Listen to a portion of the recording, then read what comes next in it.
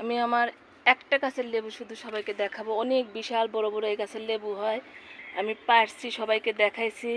মাশাল্লাহ সেই সুন্দর। আগে ভালোগুলো দেখাই, তারপরে বলতেছি। ভিডিওটা শেষ পর্যন্ত সবাই দেখার চেষ্টা করবেন, তাহলে বুঝবেন। এই যে সুন্দর করে, এই যে পাশেও ধরছে, দুইটা দেখান যাচ্ছে না। এই যে এখানে আসছে, আর এই যে আপনাকে দেখায়, এই যে কিন্তু এই যে লেবু গাছের লেবুটা কিন্তু আমার এখনও খুব একটা বড় হয়নি, এই যে ছোট। তারপর আমি ছিঁড়বো। ছাদে আর দেখলাম, দেখে মনে করলাম সবাইকে একটু ভিডিওটা দেখায়। এটি কিন্তু কোনো একটা আমার গাছের রোগ হয়েছে, কারণ এর আগেও একটা এইরকম হয়েছে লেবু, কিন্তু ওই জন্য করে আমার এখন ট্রিটমেন্ট করতে হবে।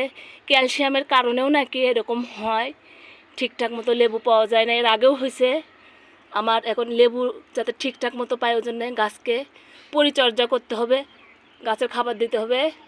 সবাই ভালো থাকেন, আল্লাহ হাফেজ। আর এই যে আমি ওই জন্য, যেহেতু নষ্ট হয়ে যাবে লেবুটা, এই যে আমি ছিঁড়ে নিলাম, খুব খারাপ লাগতেছে। হাজব্যান্ড বললো তুমি আমাকে পাততে দাও না।